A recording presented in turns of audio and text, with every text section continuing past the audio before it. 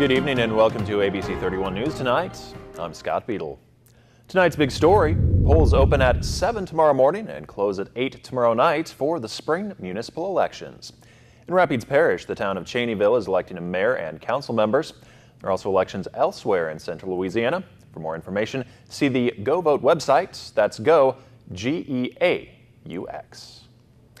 There could be a verdict as early as tonight in the murder and attempted murder trial of Derek Stafford in Marksville.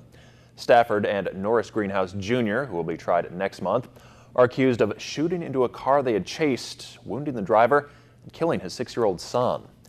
Stafford took the stand today, and he told the jury he did not know that the little boy was in the SUV that night. Next will be closing arguments, followed by the judge's instructions. The jury could receive the case tonight. In the last week, there have been 3 deadly motorcycle crashes in the central Louisiana area. Excessive speed, impairment, and not wearing a helmet all factored into these fatalities. They all have something in common. They have speed, and actually one of them has speed and impairment involved. And so whether you're driving a motorcycle or you're driving a ATV or you're driving a vehicle or whatever, you never want to operate that under the influence, whether you've had one drink or you're taking some prescription medication or you drank a 12-pack. You know, you never want to drink and drive impaired and do drugs and get behind the wheel of a vehicle, whether those drugs are legal or illegal. As far as speeding's been a common factor in most of these fatality crashes. And what speeding does is it reduces your time to stop. It decreases your reaction time to respond to something in the roadway. And then it's not as safe as like going around curves or objects. It's going to decrease your time to respond to that as well. Routine toxicology reports are still pending for these crashes, and they remain under investigation at this time.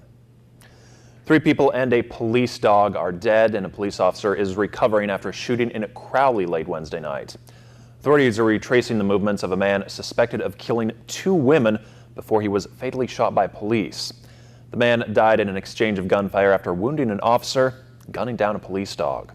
That officer was released from a hospital yesterday after he was treated for a gunshot wound to his left thigh. The state police is investigating that shooting. The Crowley police chief says the suspect apparently knew both women, but the nature of their relationships remains under investigation.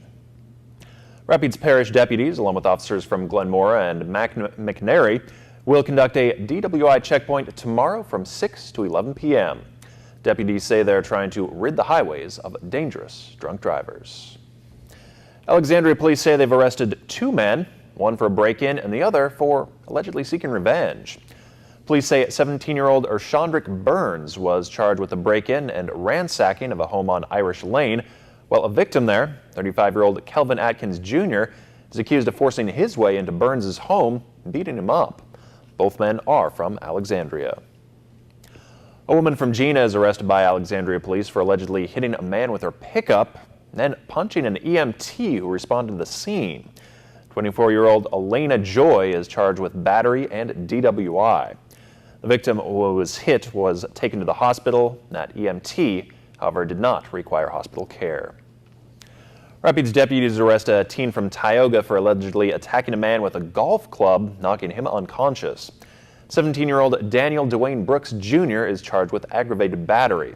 Deputies say that happened on Lions Club Road. That victim reportedly sustained severe injuries.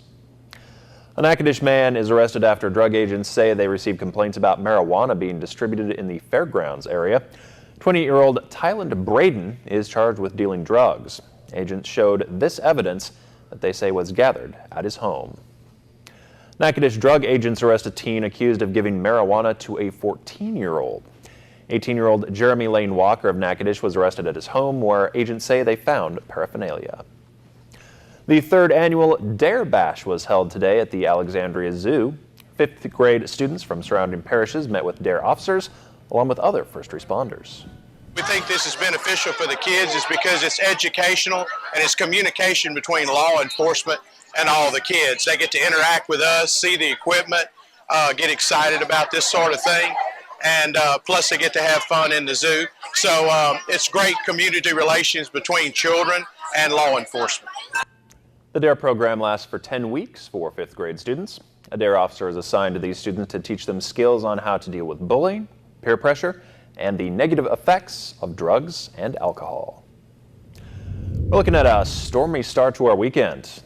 Chief Meteorologist Chris Summers is here with a look at your weather now. Hey, Scott. Yeah, definitely watching a line of showers and thunderstorms make their way out of Texas into parts of western Louisiana here. And overnight tonight and through the early morning hours of your Saturday, some of those storms will be here in central Louisiana. Biggest concern for us will be some damaging winds, some hail, and some heavy rain with some of the storms that do come through. But I think by noontime on Saturday, most of the storms will be moving out of here. We'll have partly sunny skies with warm weather continuing in the afternoon as highs make it back into the upper 70s to low 80s. Looks like a nice day on Sunday. Again, temperatures probably mid 80s or at least low 80s in most areas, and another chance for some strong to severe weather moving back in by early next week. Could be seeing temperatures again back in the upper 70s to low 80s. So here we are. Then our surface map tomorrow. That cold front will be making its way through parts of Louisiana by the afternoon, again pushing the severe weather to our east. Could still see a few scattered showers and thunderstorms around. Again, looks like the primary threat for us here will be in the evening hours overnight tonight and into early tomorrow morning, where you could see that slight risk of severe weather. Again, flash flooding, damaging winds, and hail, the primary threats here in central Louisiana. So we'll talk more about that with your full weekend forecast coming up in just a few more minutes. Thanks, Chris. Bolton High parents and alums are expected to pack the historic high school next Tuesday night at 6 to protest a planned merger with a middle school. The parish superintendent of schools has recommended the Alexandria Middle Magnet students be combined with the Bolton facility. He says this is part of a plan to address failing schools in the parish and that this would apply to Alexandria Middle Magnet. It is almost that time of the year again. Alex Riverfett is back with more activities, music, and all-around fun. Robert Weeks tells us what we can expect from this year's event. This year specifically, our music lineup includes Robert Randolph, Eric Krasno, J.J. Gray, the main squeeze. We got a guy from The Voice, Ray Boudreaux coming in, Dustin Thomas, another kind of indie hop soul guy. Outside of the music, it would be an opportunity to experience local vendors, local people for providing food, providing arts and cultural. And then if you have some friends that are involved, and they'd be involved in Indie Village, either playing music or selling things out of their homes as well. The Kids Fed, there'll be some activities through that as well. The Alex Riverfett will start Thursday, May 4th and continue through Saturday, May 6th. For more information, visit cityofalexandriala.com/fets. NSU students in the School of Creative and Performing Arts will soon have a newly remodeled historic building for a home. Varnado Hall dates to 1939. School officials say the building will be transformed into a 21st century residential college, boasting some 128 residential rooms, plus areas for practice and a music studio. The historic ballroom will be transformed into a space for performances. It will be ready this fall. Still ahead, the latest on the American Health Care Act as a vote is pulled at the last minute. And a string of disappearances has parents in the D.C. metro area fearing for their daughters' lives. Those stories are next on ABC 31 News. Our military makeover recognizes the sacrifice of a deserving young Marine. Tune in and learn about an American hero, the community and the companies who come together to give back.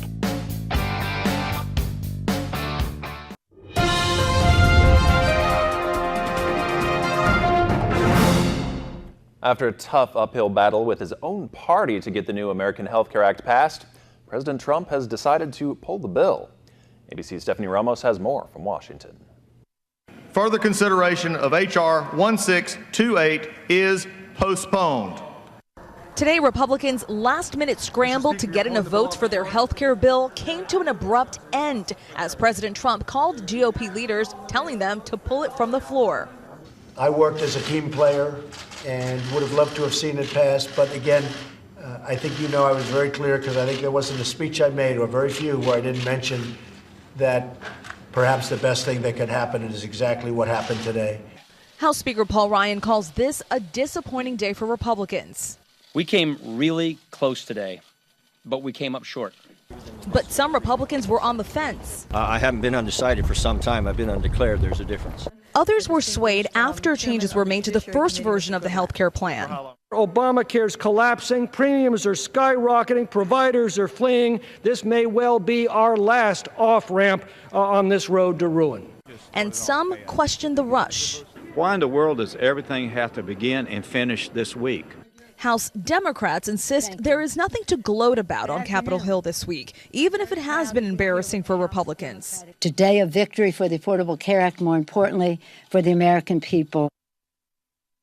House Speaker Paul Ryan says the GOP is going through some growing pains. After being in opposition for 8 years, he says they now have to get used to governing.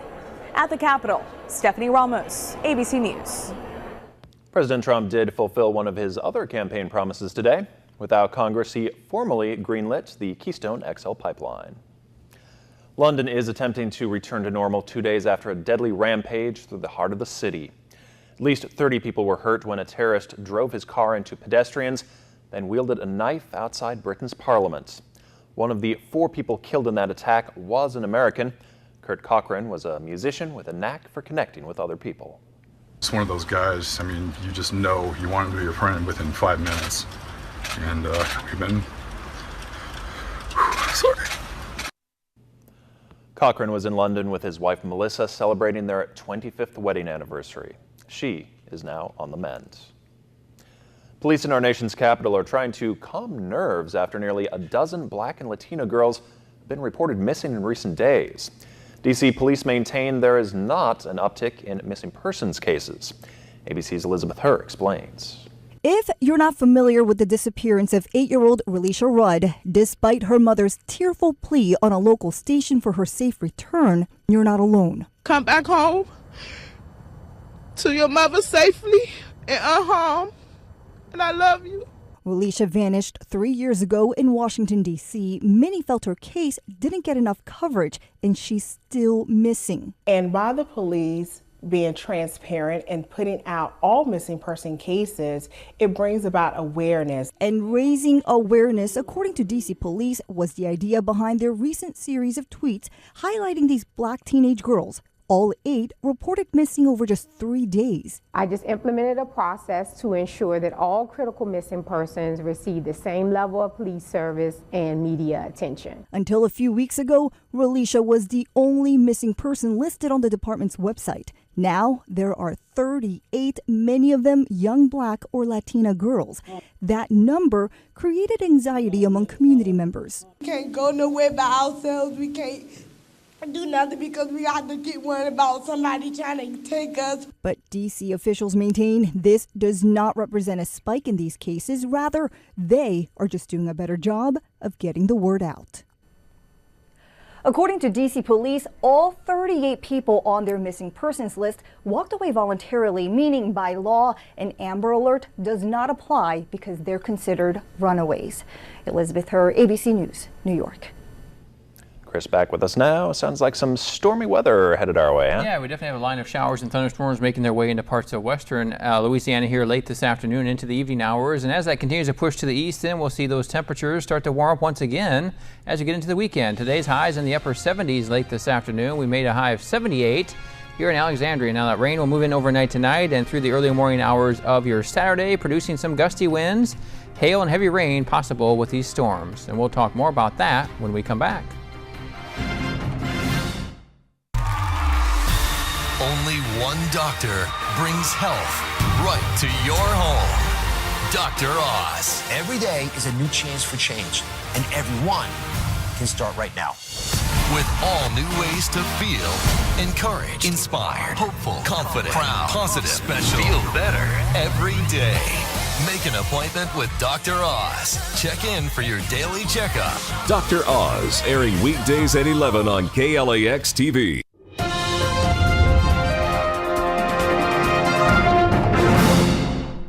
And welcome back, everyone. A good Friday evening, too. Have a line of showers and thunderstorms just making its way out of eastern Texas, getting into parts of western Louisiana right now. You can see that line.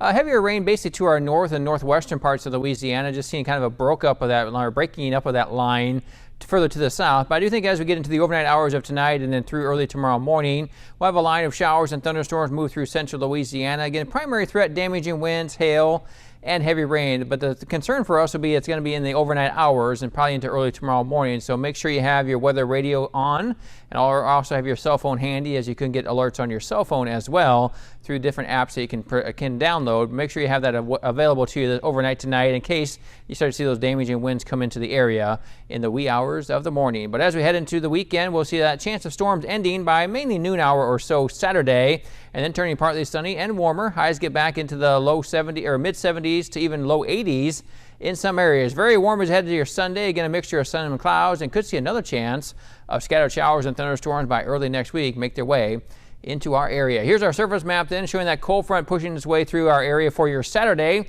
Again, kicking the severe weather off to our east then during the day, but could still see a few scattered showers around through the noon hour or so. Again, overnight tonight, here's our primary threat, this area in red where we see a slight risk of severe weather. It looks like we'll get into northwestern parts of Louisiana, extreme eastern parts of Texas, and southwest parts of Arkansas. Maybe have more of an enhanced risk, as you could see from the radar. Some of the heavier showers and thunderstorms are being found in that area, but still could see some damaging winds, hail, and heavy rain with some of the storms that make their way through our area. Now for your Saturday, we should get back in the upper 70s with partly to mostly cloudy skies. Again, most of the rain should come to an end by noon, as winds will be southwest at 5 to 10 miles per hour. 76 degrees outside right now. We're seeing those dew points start to increase back into the 60s, indicating an increase in moisture. South winds at 18 miles per hour with our pressure on the fall as that low pressure system gets closer to our area. Temperatures from today, though, were not too bad out there. Upper 70s to low 80s here late this afternoon. 79 degrees Shreveport for the high. 78 degrees here Alexandria, and 82 degrees down in Baton Rouge late this afternoon. So 64 degrees the low overnight tonight. South winds at 10 to 15 miles per hour. Could see a few strong thunderstorms early in the day, and then partly sunny skies in the afternoon. High of 78. Southwest winds continuing at 5 to 10 miles per hour, and keeping the warm weather around for your Sunday. A high of 82. Another chance for some storms early next week. Highs upper 70s to low 80s through Tuesday, and then we do actually stay in the low 80s through a good portion of next week with another chance of rain by Thursday or Friday. Scott? Thank you, Chris. As you get older, the question can change from how long will I live to how well can I live? Dr. Timothy Johnson looks at some recommendations for improving quality of life. Climbing a flight of stairs and driving. These tasks may seem trivial, but for the elderly, the simple activities of daily life are markers of independence. And today, the American Heart Association released a new statement telling doctors to focus on functional ability when it comes to assessing heart health. As you get older, they say, things like strength, balance, and mobility may offer a better picture of your health than traditional medical tests. And all of these help avoid problems that the elderly fear: falls, disability, or hospitalizations. This means doctors have to shift their focus to look at quality of life, to asking questions about how their older patients are doing in daily living, household chores, getting out of a chair, getting dressed. The key is repeating the tests and making sure your elderly relatives are getting that routine monitoring so the doctor knows how such functions are changing over time. So for the older folks out there, the doctor may soon ask you to stand and walk across the room. It may be as important as taking your blood pressure. With this Medical Minute, I'm Dr. Timothy Johnson. Coming up, NSU football coach Jay Thomas talks about the improvements his defense has made during spring practice. Plus, the U.S. men's soccer team previews a must-win match this weekend against Honduras. Stay connected with KLAX ABC 31. Visit us online anytime. Get today's top stories and trending topics. Like us on Facebook. Follow us on Twitter. See our pics on Instagram. Watch us on YouTube. And make KLAXTV.com your home for local news and information. Plus, download the KLAX weather app for your smartphone or tablet. Get live current conditions, radar maps, alerts, and more. More ways to stay connected with KLAX TV.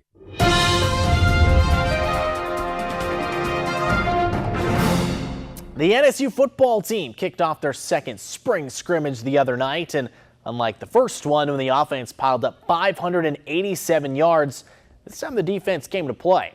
The D stopped the offense on 17 of 24 third downs and held the offense scoreless in half of the 2-minute drill scenarios. So, Coach Thomas pretty happy to see a pretty big improvement.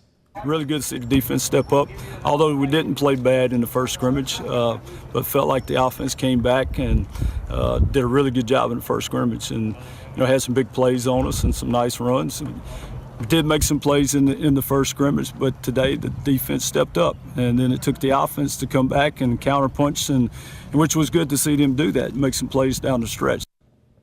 The NSU softball team started a 3-game set today against Texas A&M Corpus Christi. Jordan Raines ripped a 2-run single in the third to give the Demons a 3-run lead, and they didn't look back, securing Game 1, and then they rolled to a 12-1 win in Game 2. LSU's new men's basketball coach, Will Wade, has some work to do in Baton Rouge.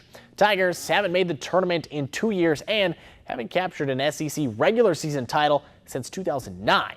Wade, on the other hand, led VCU to 2 straight tournament appearances and believes he can bring that level of success to Baton Rouge. Long ago, I identified LSU as somewhere that was just an absolute sleeping giant. And I said, you know, LSU has everything you need to be successful. If we can just get it all going in the right direction, we can make it work. The U.S. men's national soccer team going to try to make it work this weekend when they take on Honduras in a 2018 World Cup qualifying match. It'll be the first World Cup qualifier for Coach Bruce Arena, who took over for Jurgen Klinsmann. And for the U.S. to get out of the cellar of the hexagonal and get their World Cup hopes back, they'll need to start winning, and now. It's a big game. You don't need experience for that. You know, it's a huge game for us. It's helpful that we've had guys who have, who've been through the hex before, who understand what that takes and the pressures that are on us. But yeah, it's a big game.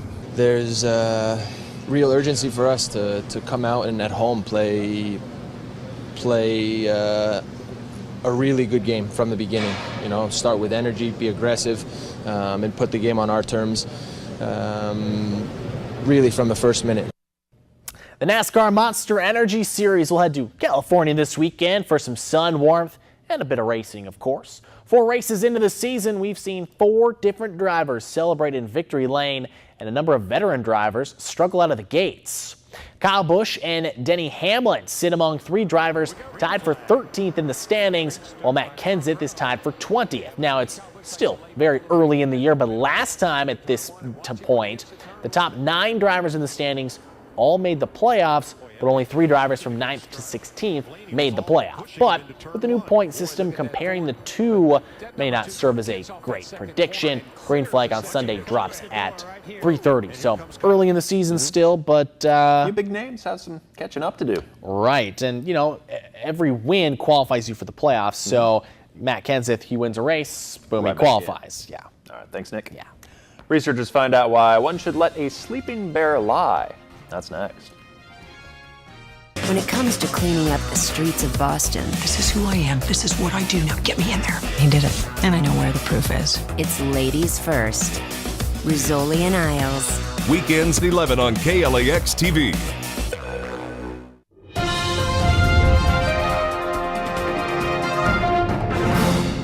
Spring is here, and that means Coteal trade days, plus the arrival of the Easter Bunny. Check out Weekends with 31. This popular Lions Club benefit has been a spring staple for more than 30 years, featuring art, antiques, airbrush work, just about anything you want to buy from local people.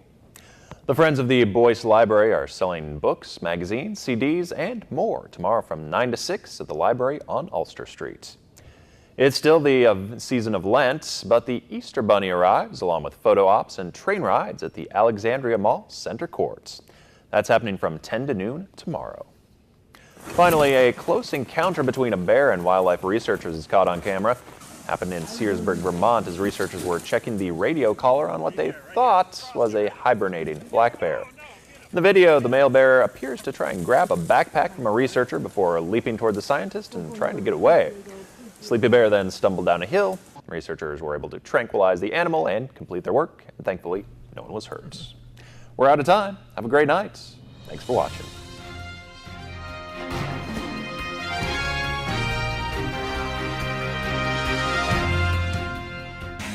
Inside LSU Baseball, brought to you by Randy Wiggins, State Farm agent, and Take 5 Oil Change.